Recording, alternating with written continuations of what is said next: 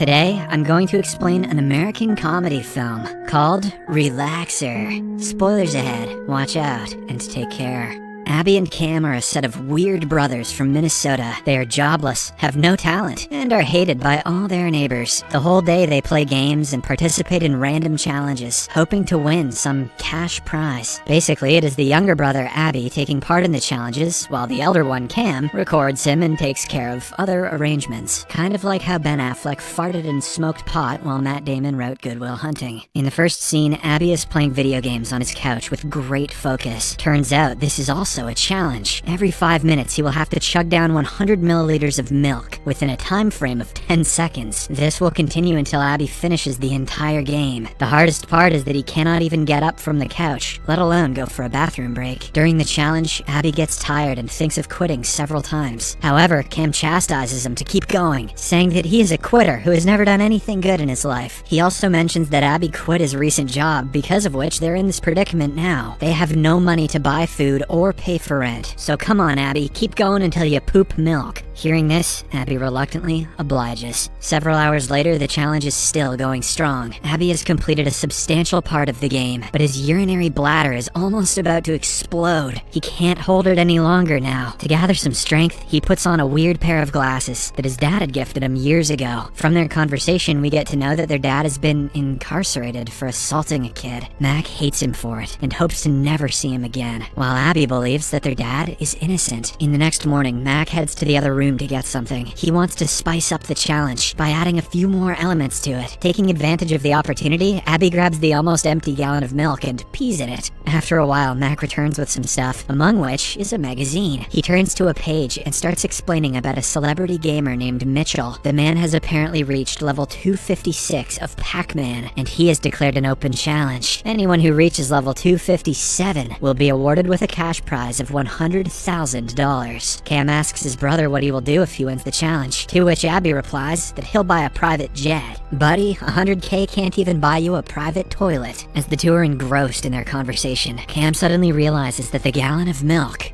is missing. He asks Abby about it, and the latter reluctantly brings it out. Surprisingly, Cam is still adamant on finishing the contents of the gallon, unaware of what his brother has done. Abby tries his best to explain that he can't drink anymore, but Cam is having none of it. He wants to continue with the challenge no matter what. So, he pours the content of Abby's bottle and starts counting down the time. The poor guy is about to drink it, but he suddenly starts puking all over the place. This ends the challenge, effectively. Cam is furious, and he once again berates his brother for being a quitter. He explains that he rented the camera for an expensive amount, but now he'll have to return it without any profit. These words really touch Abby, so he promises to do another challenge, and this time finish it. Cam tells him to take on Mitchell's challenge, which is reaching level 257 of Pac-Man. However, during the whole thing, he won't be allowed to get up from the couch. This is a punishment for his recent failures. Saying this, Cam starts packing his stuff, saying he is going to his friends and he will be back on New Year's Eve. He also reminds Abby that the camera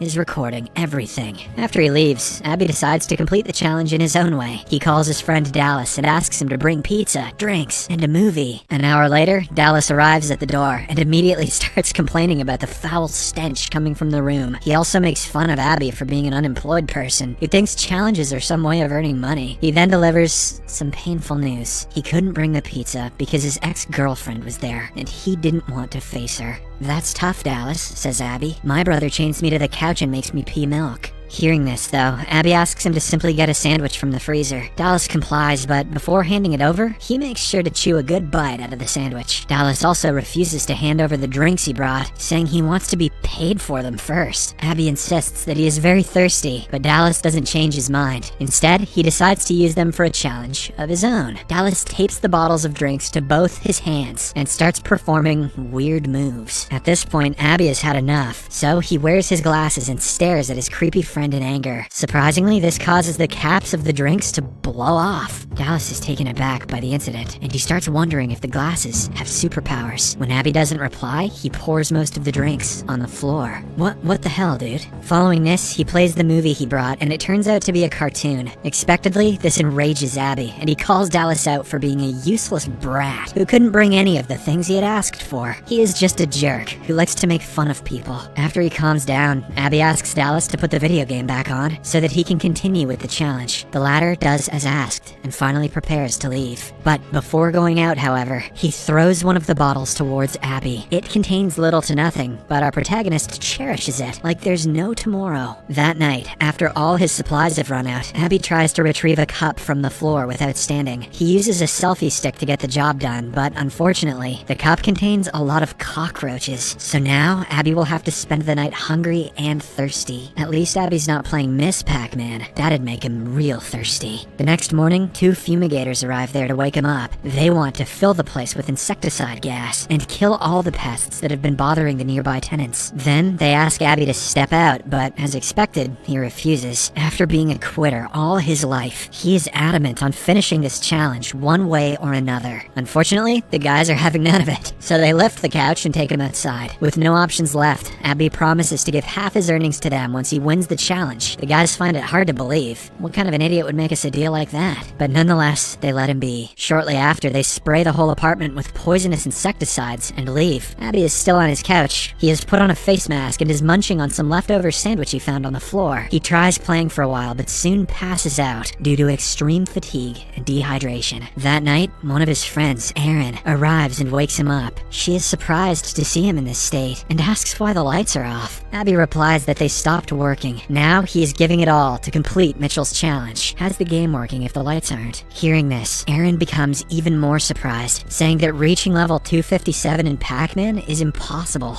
There is a glitch on the 256th level, which makes sure no one can cross it. However, Abby is still hopeful. He wants to at least try, because he needs the money to meet his incarcerated dad. As the two continue talking, Erin's coworker Cortez arrives at the door. He seems to be an arrogant man who likes bullying others. He immediately starts complaining about the foul smell coming from the room and asks Erin to come with him. When she asks for some more time, he begins provoking the half-naked gamer. Cortez reveals that Abby's father is a child assaulter who has never done anything good in his life. He was caught red-handed inside a gas station, but he still has no remorse about it. However, Abby does not stay silent. He says that his father was an honest and hard-working man who was framed by evil people. He was only trying to help the girl at the gas station, but the authorities perceived him in the wrong way. Despite the clarification, Cortez continues bullying him. Having had enough, Abby finally snaps and puts on the special glasses. He then gives Cortez a menacing look, because of which the latter starts feeling slight pain in his chest. Fortunately, before things got out of control, Erin stops him. She then angrily leaves the place with her friend, promising to never come back again. Abby is slightly upset, not because his friend is leaving him, but because she didn't bring any food for him. Nonetheless, he brushes it aside and resumes playing. The next morning, Abby wakes up in a cold sweat. He is extremely dehydrated due to the lack of fluid in his body. To make matters worse, he is also choking because of all the windows in the room being closed. Since Abby has nothing to consume, he simply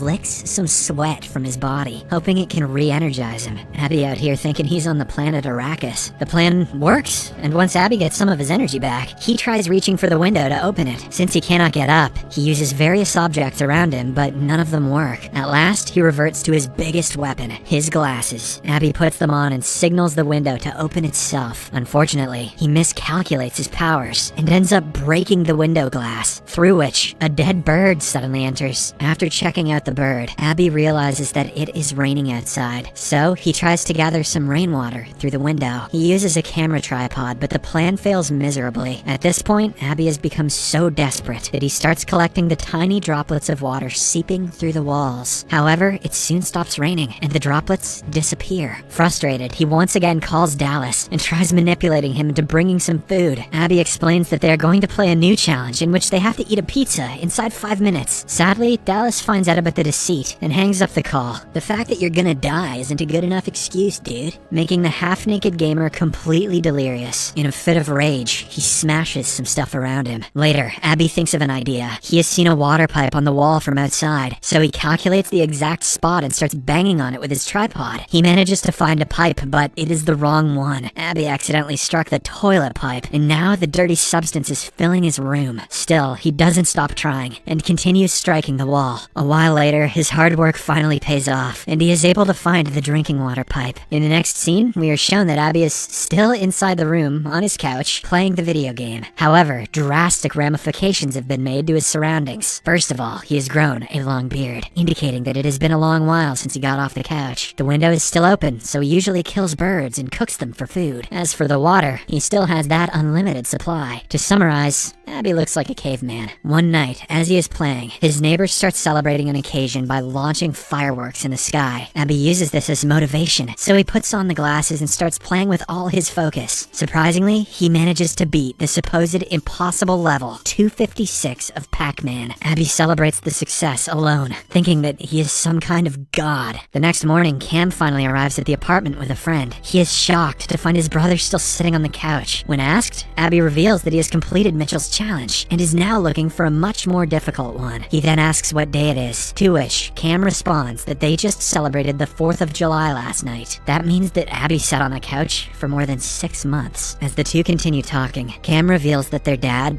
passed away because the outside world had become catastrophic. Crimes have increased, global warming has taken a turn for the worse, and people have started eating each other. Their dad was also probably eaten by someone. Just then, Cam finds one of his brother's birds, which he has kept in a box. It is a decomposing, half-eaten bird, yet Abby calls it his pet. Disgusted, Cam starts making fun of it, enraging Abby. So, to teach his brother a lesson, he finally gets up from the couch and uses his telekinetic powers. His glasses also start glowing, because of which Cam feels a sudden pain in his head. The next second, his head explodes into smithereens, splattering blood all over Abby. With this, our gamer protagonist has completed yet another challenge. He has now been drenched in literally all the bad stuff: sweat, vomit, pee, insecticide, excrete, and blood. All he's missing is that goop from Nickelodeon. In the final scene, someone comes through the door, which makes Abby smile for the first time in months. He slowly hands over his favorite knife to the person, possibly his dad.